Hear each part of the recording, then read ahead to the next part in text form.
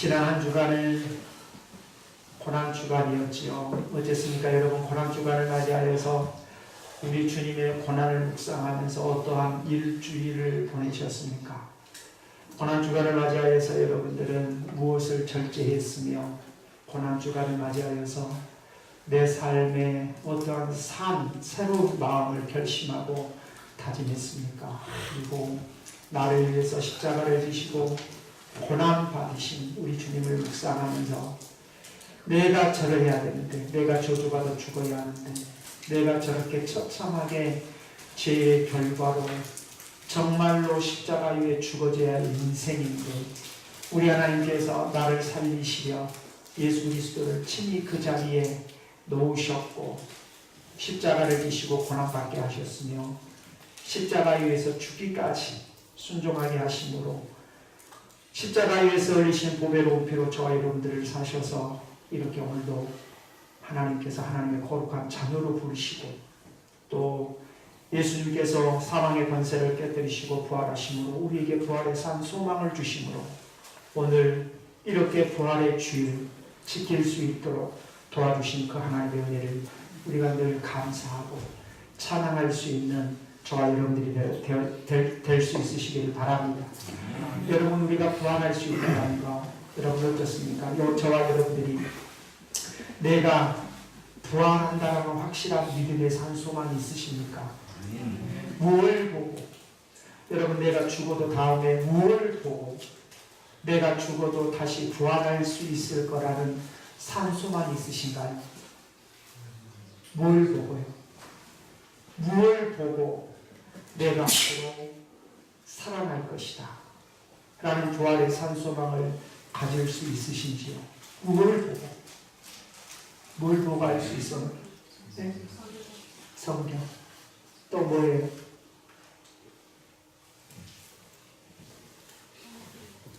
뭘 보고 나도 부활할 것이다. 네? 그렇죠. 예수님의 부활을 보고 나도 부활을 믿는 거예요. 안 그렇습니까? 예수님께서 부활하셨다. 죽은 자 가운데서 사망의 권세를 깨뜨리시고 부활하셨다. 그 예수님을 보고 나도 부활할 것을 믿은 거예요. 그래서 예수님의 그 부활은 나의 부활을 입증시키는 부활인 줄 믿으시기 바랍니다. 믿습니까?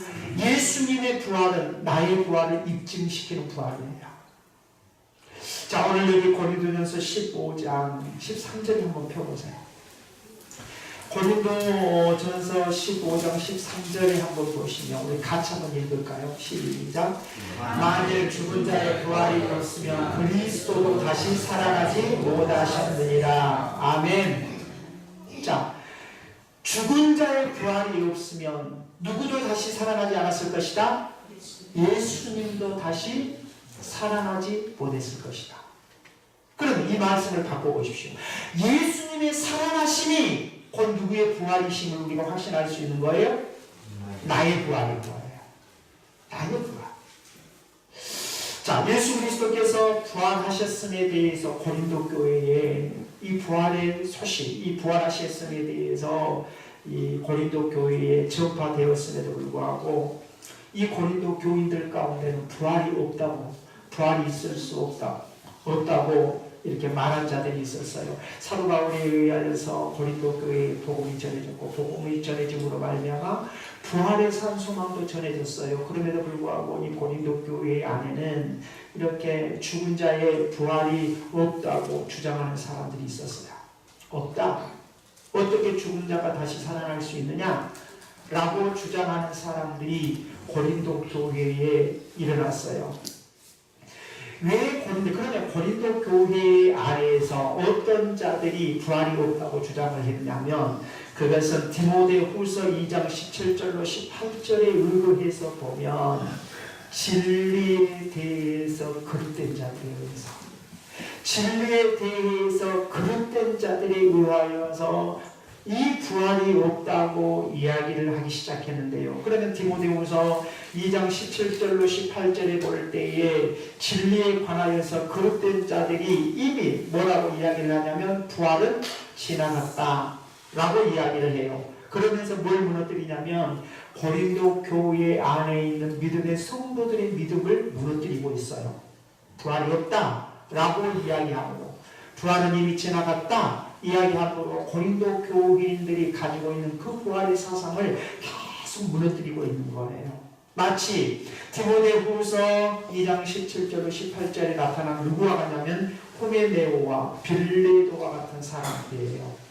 이 후메노와 빌레도와 같은 이들은 이들이 뭐예요? 그들이 주장하면서 진리에 대해서 아주 그릇된 자들이에요. 그래서 이들은 뭐가 없다고 이야기를 하냐? 부활은 이미 지나가고 부활은 없다라고 이야기를 해요. 자, 그러면 왜 고린도 교회가 이렇게 부활에 대해서 부정을 했는가? 바울 당시 이 헬라인들은 어떤 사상들을 가지고 있냐면 육체는 죽음으로써 그 용도를 다한 것이다. 이 육체는 죽음으로써 그 용도를 다한 것이고 오직 뭐만 존재한다고 생각했냐면 영혼만 존재한다라고 생각을 했어요. 그러니까 이 헬라 사상이 가지고 있는 그러한 사상이 뭐였냐면 육체는 우리의 육신이 있잖아요. 우리의 육체는 죽음으로써 그 육체는 다 용도가 끝나는 것이다. 그리고 영혼은 존재한다 라고 생각을 했는데 이것은 헬라 사상, 그리스만 아니라 로마, 즉 다시 말하면 로마에게까지 당시 이교도에 있는 모든 사람들에게까지 팽배하게 전해져 있는 그러한 사상들이었어요. 그래서 이 헬라 사상에 의하면 이 육체를 뭘로 생각을 했냐면 마치 영혼을 감금하고 있는 감옥으로 생각한 거예요. 육체를 헬라 사상에 의하면. 그래서 이 몸을 영혼의 감옥으로 생각하고 있었는데요. 결국 이제 죽음으로 인하여서 영혼은 육체로부터 탈출했다고 생각을 해요. 헬라 사상이. 죽음으로 결국 어떻게 했냐면 영혼은 육체로부터 탈출했다라고 해요. 그래서 이제 어째요? 죽음으로 인하여서 이 헬라 사상에 의하면 이제 뭐냐면 영혼은 자유로운 활동을 한다고 세상이 생각을 한 거예요. 그런데 다시 부활을 하게 되면 어째요? 영혼이 육체 안으로 들어와서 다시 수감되고 다시 감금되니까 그것은 도무지 있을 수 없다. 이건 상식밖의 일이다 라고 주장했던 이야기가 바로 고린도 당시 헬라 사상이 가지고 있는 이야기들이에요. 그러니까 보세요. 이 죽음으로 인하여서 영혼은 자유로운 몸이 되는데 자유로워졌는데 다시 부활함으로 말미암아 영혼이 육체 안에 들어온다면 결국 육체는 영혼은 육체에 의하여서 감금된 것이 아니냐. 이건 말도 안 되는 소리다. 그러니까 부활은 있을 수 없다 라고 주장하고 있었던 거예요. 자, 그러면 이 고린도 교회가 어떻게 이루어진 교회냐면 이방인들이잖아요. 이방인들에 의하여서 이 고린도 교회가 이루어진 교회인데요. 그러면 이 고린도 교회가 어떤 사상을 많이 받았냐면 헬라 사상을 많이 받은 거예요. 이 헬라 사상, 헬라 영향을 많이 받았는데 이 헬라 철학의 영향을 많이 받음으로 인하여서 뭘 부인하게 되냐면 예수 그리스도의 이 부활 사상을, 부활에 대한 것들을 반대하게 됐어요. 왜 고린도 교회가 예수 그리스도의 부활을 반대하고 예수 그리스도의 부활을 부인해요? 헬라 철학에 의하여서, 헬라 사상에 의하여서. 그래서 결국 뭘 받아들이지를 못했냐면 결국 부활에 대한 이것은 있을 수 없다라고 말합니다. 그래서 사도 바울이 오늘 여기 고린도 교회에 무엇을 이야기하고 있냐면 역사적인 그리스도의 부활을 이야기하고 있는 거예요. 이 역사를 기초로 해서 예수 그리스도의 부활에 대해서 말씀하고 있는데요. 그것은 죽은 자의 부활을 부인하는 것은 결국 누구를 부인하는 것과 같냐면 그리스도를 부인하는 것과 같다. 여러분, 예수 그리스도의 부활을 부인하는 것은 무엇이냐? 누구를 부인하는 것과 같다고요? 예수님을 부인하는 것과 같다라는 것이에요. 다시 말하면 예수 그리스도의 부활과 죽은 자의 부활이 없다라는 것은 결코 뭐예요? 이것은 예수님과 부활과 결코 뗄래야 뗄 수 없는 관계다. 다시 말씀드린다면 결코 예수님, 그러면 뭐까지 우리가 생각을 해야 되냐면 부활까지. 우리가 바라봐야 한다는 사실을 이야기하는데요. 특별히 오늘 이제 여기 한번 고린도전서 15장 12절 이후에서 쭉 한번 보십시오. 12절을 한번 보십시오. 그리스도께서 죽은 자 가운데서 다시 살아나셨다 전파되었거늘 너희 중에서 어떤 자들은 어찌하여 죽은 자 가운데 부활이 없다 하냐. 자, 고린도 교인들 가운데 뭐가 없어요? 부활이 없다고 주장을 해요. 그랬을 때 13절 만일 죽은 자의 부활이 없으면 그리스도도 다시 살아나지 못하셨느니라. 그리스도께서 다시 살아나지 못하셨다면 사도 바울이 뭐라 그래요? 우리가 전파하는 이 복음도 헛것이고 너희가 믿는 믿음도 헛것이다. 여러분 오늘 저와 여러분들이 신앙생활 하죠. 그죠? 오늘 교회 오셨죠? 하나님 앞에 예배드리죠? 이 믿음이 우리 안에 부활의 소망이 없다면 헛것입니다. 아무것도 아니다 이 말입니다. 이 잘못된 믿음이라 이 말입니다. 이 믿음은 자 다시 한번 14절 그리스도께서 만일 다시 살아나지 못하셨으면 우리가 전파하는 것도 헛것이요 또 너희 믿음도 헛것이며 또 우리가 하나님의 거짓 증인으로 발견되리니. 자 예수 그리스도께서 부활하지 않았다면 사도 바울이 전한 복음도 거짓된 것이다. 그럼 거짓된 것이라면 우리는 거짓말쟁이가 아니냐 이 말이거든요. 그죠? 자 15절 우리가 하나님이 그리스도를 다시 살리셨다고 증명하였습니다. 만일 죽은 자가 다시 살아나는 일이 없으면 하나님이 그리스도를 다시 살리지 아니하셨을 것이다. 자 그러면 하나님께서 그리스도를 죽은 자가 다시 살아날 일이 없다면 하나님께서 그리스도를 다시 살리지 않으셨을 것이다 라고 말씀하신 이 내용 속에서 우리가 분명히 알아야 될 것은 그럼 하나님께서 그리스도를 다시 살리셨다라는 사실을 확신한다면 그 부활이 누구의 부활이 되는 거예요? 나 믿습니까? 나의 부활인 거예요. 아셨죠? 나의 부활이다. 자 그러면서 16절 만일 죽은 자가 다시 살아나는 일이 없으면 그리스도도 다시 살아나신 일이 없을 터예요. 맞죠? 자, 그런데 다시 한번 16절 죽은 자가 다시 살아나는 일이 없으면 누구도 살아나는 일이 없어요. 그럼 반대로 그리스도가 살아났다는 것은 누가 살아난다는 거예요? 죽은 자들이 살아난다는 거예요. 자 그러면서 17절 그리스도께서 다시 살아나신 일이 없으면 너희 믿음도 헛되고 너희가 여전히 어디 가운데 있다? 있습니까? 여러분 우리가요 기독교는 뭐냐? 부활이 전제되어야 합니다. 여러분의 심령 속에 이 부활이 전제되지 않은 신앙생활을 하고 있다면 여러분 교회 다닐 필요 없어요. 저는 노골적으로 이야기합니다. 아셨어요? 우리가 기독교 하나님을 믿는다는 것은 이미 우리 안에 뭐가 있어요? 오늘 말씀을 통해서 볼 수 있는 것처럼 우리에게 부활의 소망이 있는 거예요. 부활이 있는 거예요. 죽어도 산다는 거예요. 이런 확고한 부활의 산 소망이 우리에게 있음을 여기에 말해요. 자 그러면서 만약에 이 부활이 없다면 우리는 여전히 어디 가운데 머물러 있느냐? 죄 가운데. 자 우리는 이미 우리의 죄가 해결됐습니다. 무엇으로 말미암아 우리의 죄가 해결됐느냐? 예수 그리스도께서 고난받으시고 십자가에 죽으심으로 우리의 죄는 해결됐습니다.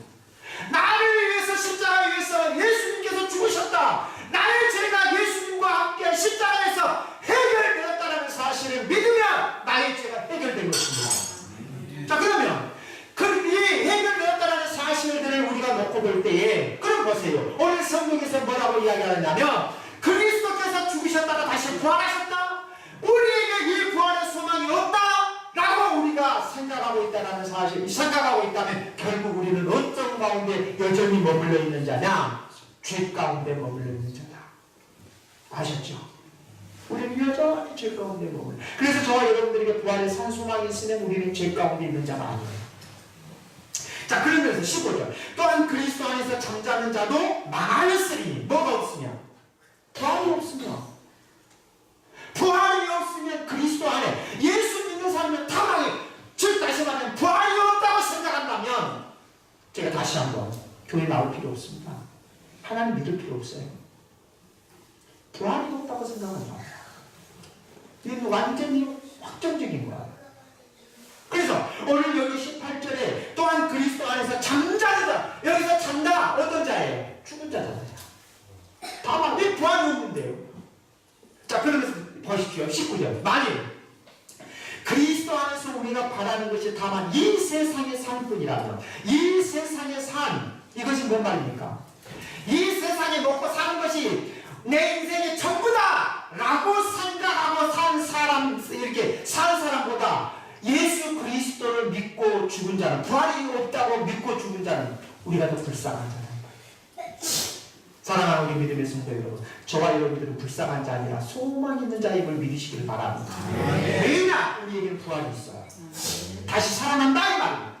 그러나 이 부활의 산 소망이 없으면 우리는 어떤 자냐? 세상에서 제일로 불쌍한 자. 뭐 하려고 교회 나와요? 부활이 없는데.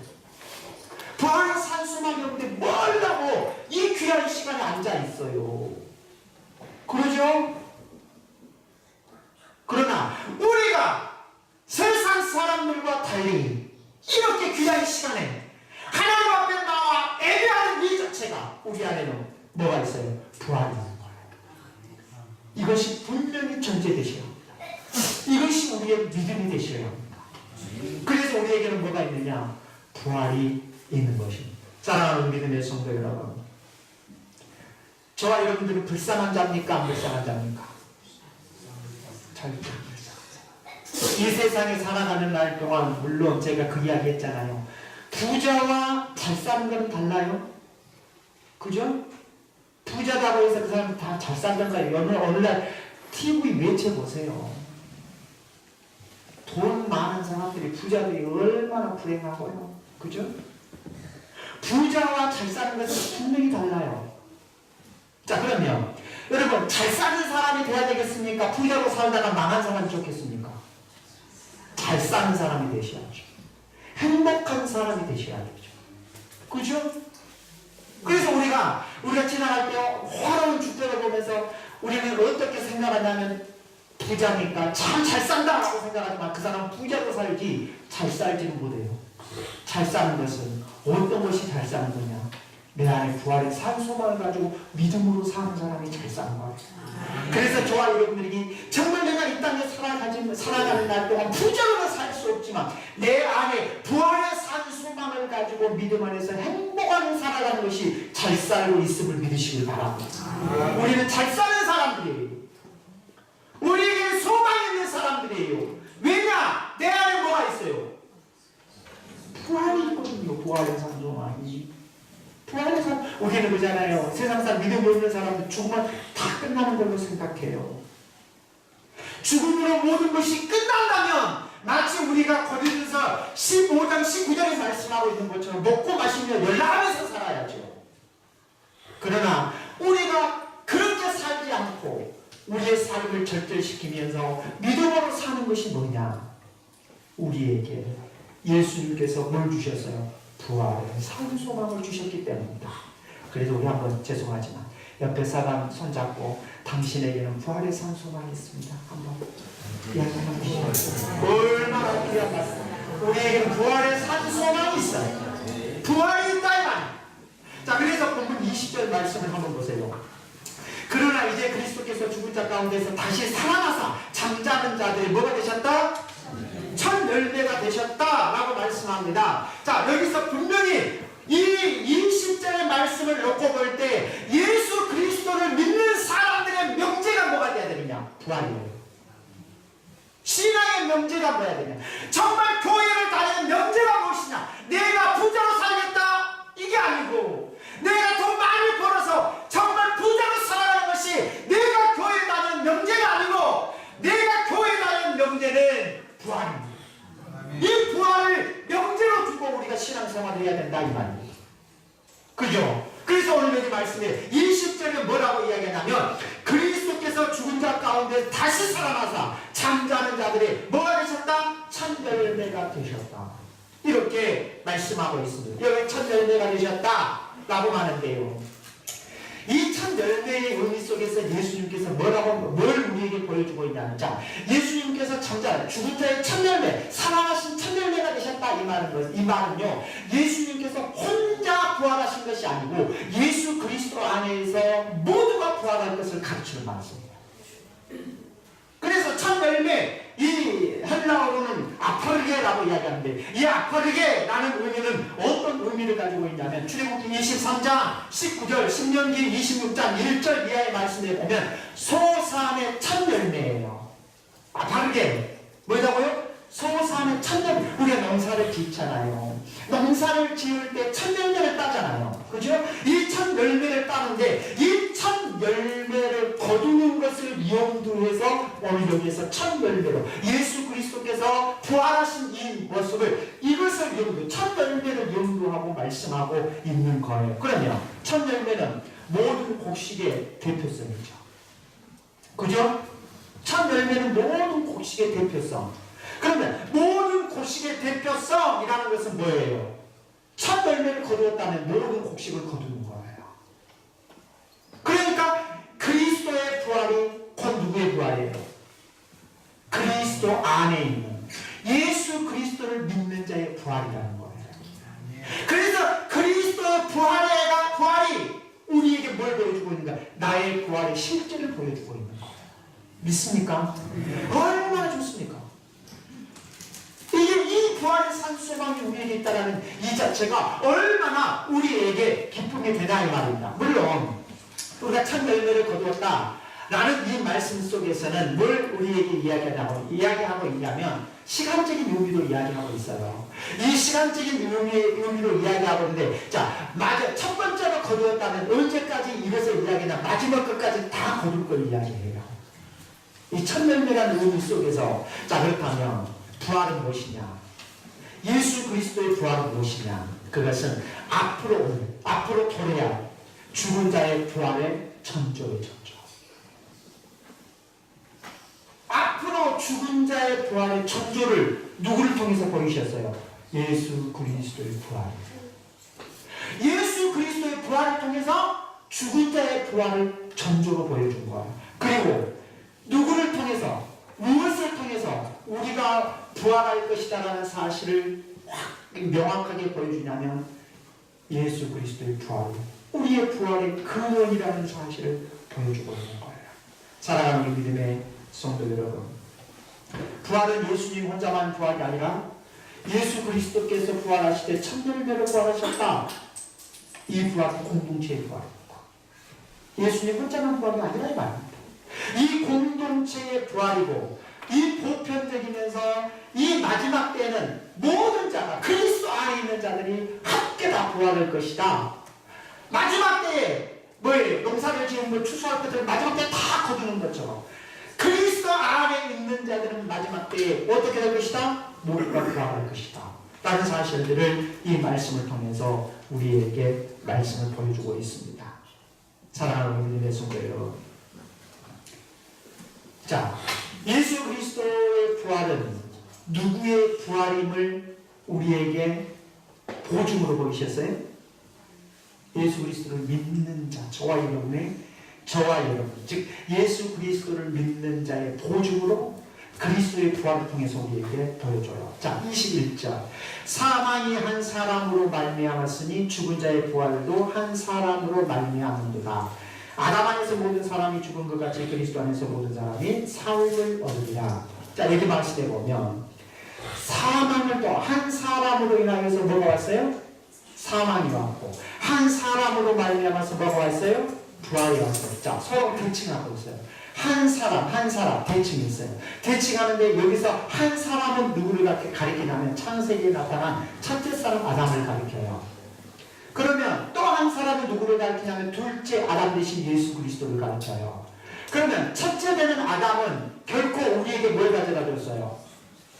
죽음을 가져왔어요. 그런데 둘째 아담 대신 예수 그리스도를 통해서 우리에게 뭘 가져다 주었어요? 부활의 생명을 우리에게 가져다 준 거예요. 그래서 오늘 여기 21절과 2절 말씀을 통해서 무엇을 우리에게 보여주고 있냐면, 자, 그러면 이 말씀을 통해서 우리가 볼 때에, 첫째 사람은 우리에게 사망을 우리에게 가져다 줬지만, 둘째 대신, 아담 대신 예수 그리스도께서는 우리에게 뭐예요? 사망과 저주의 연결고리를 딱 끊으시고, 우리에게 생명의 부활의 산 소망을 주셨다! 이 부활의 산 소망을 주셨기 때문에, 우리가 데살로니가전서 4장 16절에 뭐라고 말씀하고 있냐면 마지막 때 주께서 호령과 천사장의 소리와 하나님의 나팔 소리로 친히 하늘로부터 강림하실 때 그리스도 안에 있는 사람들이 어떨 것이다? 죽은 자들이 먼저 일어날 것이다. 부활할 것이다. 라는 사실을 데살로니가전서 4장 16절을 통해서 우리에게 말씀하고 있습니다. 그리고 오늘 본문 22절에서 뭐라 그래요? 그리스도 안에서 모든 사람이 삶을 얻으리라. 이렇게 말씀하고 있는 거예요. 여기 22절 아담 안에서 그리고 또 예수 그리스도 안에서 정말 저와 여러분들이 생명을 얻고 부활의 산 소망을 얻을 수 있는 유일한 근거가 누구냐? 둘째 아담 대신 예수 그리스도를 통한 거야. 예수 그리스도를 통해서만 우리가 생명을 얻을 수 있는 거야. 예수 그리스도를 통해서만 우리가 그 부활을 얻은 거예요. 그래서 우리가 어쩌면 예수 그리스도를 믿으라고 복음을 전해야 되는 거예요. 세상에는 많은 종교가 있잖아요. 많은 종교들 가운데 어느 종교가 부활을 이야기합니까? 기독교 빼놓고.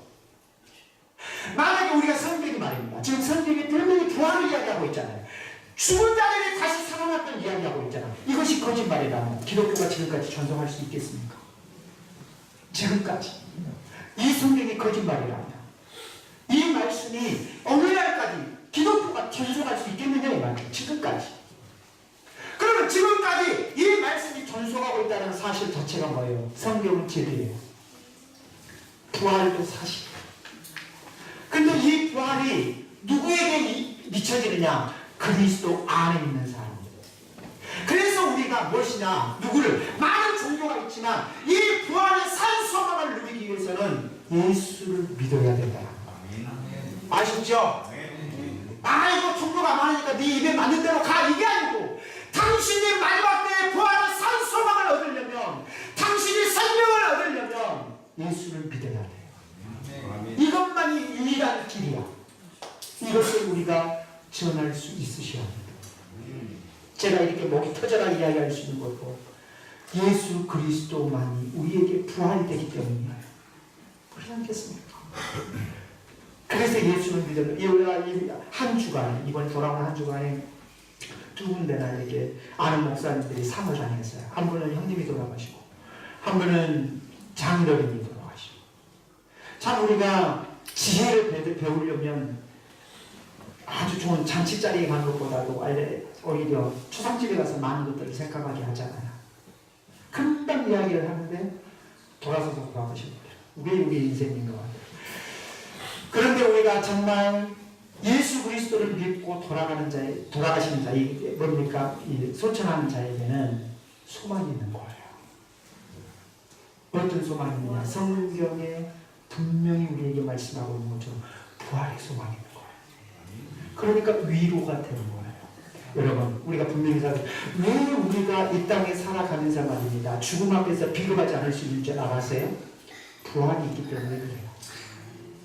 내가 부활의 산 소망이 확실히 있다는 사실을 믿고 살면 죽음 앞에서 비교하지 않아요. 근데 나에게 부활의 산 소망이 없으면 죽음 앞에 비교해요. 그러니까 그러겠어요, 안 그러겠어요? 자, 성경에서 우리에게 명확하게 뭘 가르쳐주고 있어요? 부활을 이야기하고 있어요. 그리고 그 부활이 실제라는 사실을 무엇을 통해서 우리의 눈으로 이렇게 입증하도록 만들었냐? 그리스도의 부활이에요. 그러면 예수님의 부활이 나의 부활이라는 사실이 확실하다면 우리는 비교하지 않아야죠.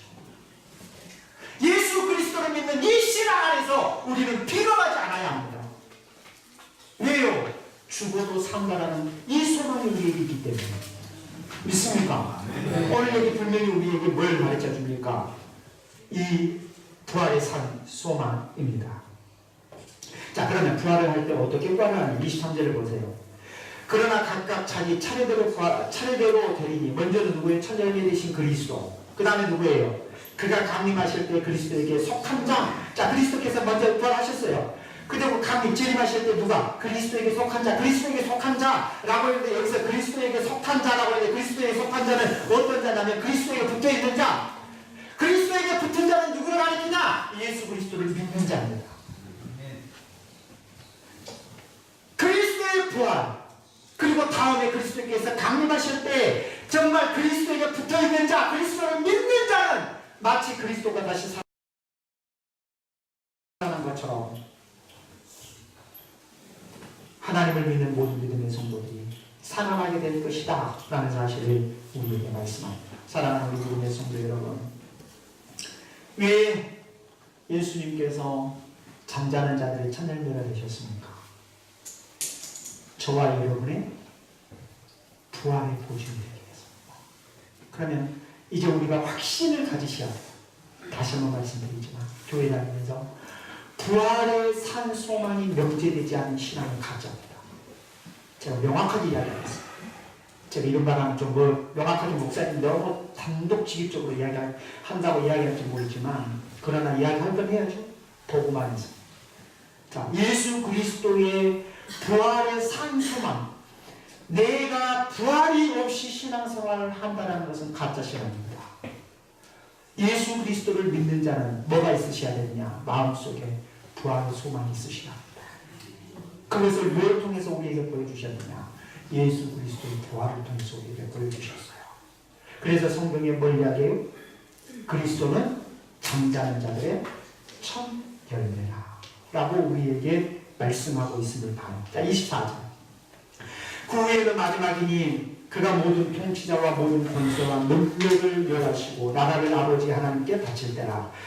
이렇게 말씀하는데요. 자, 그러면 결국 24절의 말씀에 보면 그리스도께서 모든 통치자, 모든 권세와 능력을 멸하시고 그의 나라를 하나님 앞에 바칠 때, 이 바칠 때가 분명히 온다라는 거예요. 마지막 때가 온다라는 거예요. 이 마지막 때가 오는데 25절. 그가 모든 원수를 그 발 아래 둘 때까지 반드시 왕노릇 하리니. 자, 25절 말씀을 보면 모든 원수를 굴복시키고 멸하실 종말의 나라에 이르기까지는 그리스도께서 말해서 왕권을 행사할 것이다 라는 사실을 말합니다. 그러면서 26절. 맨 나중에 멸망받을 원수는 뭐다? 사망이라고. 사망이 이 세상에 어떻게 들어왔습니까? 여러분, 왜 죽어야죠? 자, 우리가 왜 죽어야 합니까?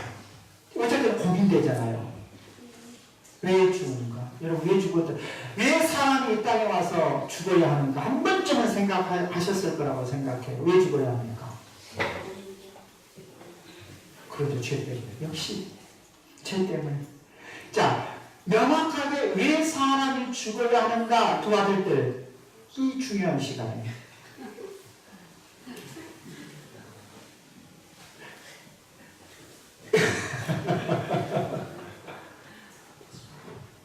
축구본이라고 어제 그런데 치더라. 저기 왜 사람이 죽어야 되는가에 대한 분명하게 답은 어디에서만 주냐면 성경에서만 줘요. 어디에서도 왜 사람이 태어나서 죽어야 하는가에 대한 답을 주지를 못해요. 근데 성경은 왜 사람이 죽어야 되는가? 왜 죽어야 해요? 죄 때문에. 그럼 어떤 죄냐? 자, 보세요. 창세기 우리가 1, 2, 3장. 하나님께서 천지를 창조하셨죠? 그리고 하나님께서 누구를 만드셨어요? 사람을 만드셨죠? 사람에게 만드셔서 사람 아담과 하와를 만드셔서 아담과 하와에게 통치권을 부여하셨어요. 모든 것을 다스리고 정복하고 이 통치권을 주었어요. 이 통치권을 주면서 하나님께서 뭐 했냐면 아담과 하와에게 이 에덴 동산 센터에 뭘 세웠어요? 선악과를 딱 만들었어요. 이것을 종주와 속주와의 관계에 영향을 내기 위해서요. 자, 우리가 아이러니하게 믿으면서 뭐라고 하나님은 아담과 하와가 선악과를 따먹을 줄 아는 것인데 뭐라고 선악과 이거 말도 안 되지 않냐 이렇게 따져요. 그러나 자 보세요. 세상에 하나님께서 만물을 창조하시고 난 다음에 에덴 동산 센터에 선악과를 심어놓음으로 종주와 속주와의 관계에 영향을 넣으셨어요. 그러면 그 선악과를 볼 때마다 누구를 생각하는 거예요?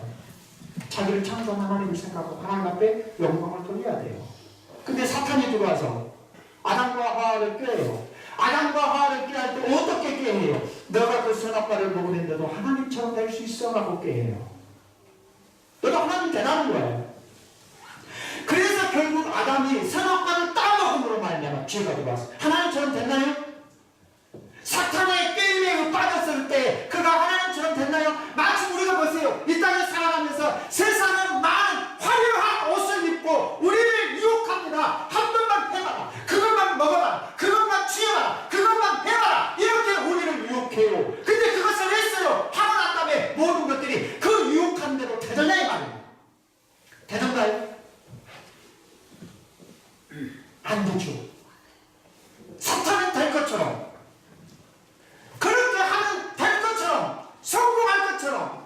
유혹을 하는 거죠.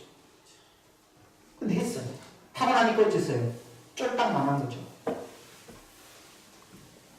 아담과 하와가 선악과를 딱 먹고 난 다음에 취한 행동을 보세요. 숨어버리잖아요. 그죠? 죄를 범하기 전에는 고개 들고 다니는데 하나님과 함께 거니는 삶을 살았는데, 그래서 죄가 어떻게 들어가요? 죄가 뭐냐? 우리가 죄 그러면 일반적인 사람들이 죄라고 이야기할 때는 죄는 윤리적으로만 생각해요. 누가 사람을 죽였네, 나쁜 짓도 훔쳤네, 뭐 했네, 이것만 생각해요. 근본적인 죄는 뭐냐? 성경을 통해서 볼 때 하나님의 말씀과 빗나간 거예요. 그러면 하나님의 말씀과 빗나갔다라는 사실을 뭘 통해서 봐요? 아담과 하와가 하나님의 말씀에 빗나간 행동을 한 거예요. 그게 뭐예요? 선악과를 따먹은 거예요. 그래서 뭐가 들어왔어요? 사망이 유입된 거예요. 죄의 결과. 그러면 사망이 유입됨으로 인하여서 결국 어떻게 했느냐면, 로마서 5장 14절의 말씀을 보면, 이 로마서 5장 14절의 의회에서 보면 사망이 들어옴으로 인하여서 그 사망이 왕노릇하고 있는 거예요. 사람을 지배하고 왕노릇해요. 사망이. 로마서 5장에 보면. 자, 그런데 말입니다. 이 사망이 왕노릇한 이 모든 것들을 이제 뭐지? 사망의 권세를 깨뜨리시고 부활하심으로 우리 주님이 우리에게 뭘 주셨어요? 생명을 주신 거죠. 그래서 더 이상 뭐가? 사망이, 예수 그리스도를 믿는 자에게는 사망이 왕노릇할 수 없습니다. 왜? 그리스도의 부활이 나의 부활이니까. 결코 사망이 왕노릇할 수 없는 거예요. 그래서 우리는 죽음 앞에서 쩔쩔쩔 매야 될 이유인 것. 왜냐? 확고하게 이 부활의 산소망이 나에게 있다. 사망은 절대로 나에게 왕노릇할 수 없습니다. 왜냐? 그리스도께서 나에게 부활의 소망을 주셨기 때문에. 믿는 자는 안 나시길 바랍니다. 분명한 사실인데요. 사랑하는 우리 믿음의 성도 여러분, 정말 그래서 우리가 믿는 사람, 우리가 그러잖아요. 참 하나님을 믿는 사람은 우리가 어찌할 수 없어. 이런 이야기 들어보신 적 있을 거예요. 왜 그래요? 그 안에는 믿음이 어떤 믿음이 있는 거예요? 부활의 소망이 있거든요. 이거 어쩔 수 없는 거예요. 세상도 감당할 수 없는 사람은요, 예수 그리스도를 믿는 사람이에요. 세상도 감당할 수 없어요. 이제 말씀을 맺겠습니다. 사랑하는 믿음의 성도 여러분, 나에게 부활이 없으면 믿음이 헛거예요? 좋은 거예요? 헛것입니다. 지금까지 부활의 산 소망이 없이 우리가 신앙생활을 했다면 그동안의 내 신앙은 끝없던 믿음이었어요. 이거는 그냥 바람에 말리는 헛된 것을 좀 추구하는 그러한 모습이었어요. 부활이 없이, 부활의 산 소망이 없이 우리가 살아갔다면, 그렇다면 우리가 죽음을 극복할 수 있는 신앙이 뭐냐? 부활의 소망을 갖는 것입니다. 이것이 죽음을 극복할 수 있는 신앙입니다. 그러면 이 죽음을 극복할 수 있는 이 부활의 산 소망은 무엇을 통해서 우리에게 실제적으로 보여주셨느냐? 뭘 통해서요? 예수 그리스도의 부활입니다. 있죠? 예수 그리스도의 부활을 통해서 우리에게 부활이 실제적인 것을 우리에게 보여주셨습니다. 그래서 정말 우리가 신앙생활을 하면서 무엇보다도 중요한 것이 내 안에 부활의 산소망이 있음을 믿고 죽어도 살겠고 살아서 있는 자는 영원히 살 것이다. 이 믿음의 고백 속에서 정말 저와 여러분들이 하나님 앞에 가는 그날까지 이 믿음을 지키며 좌로나 우로나 치우치지 아니하며 하나님께서 위에서 부르신 그 푯대를 향해 달려가는 저와 여러분들이 되시기를 주님의 이름으로 축원합니다. 그러신 아버지 하나님,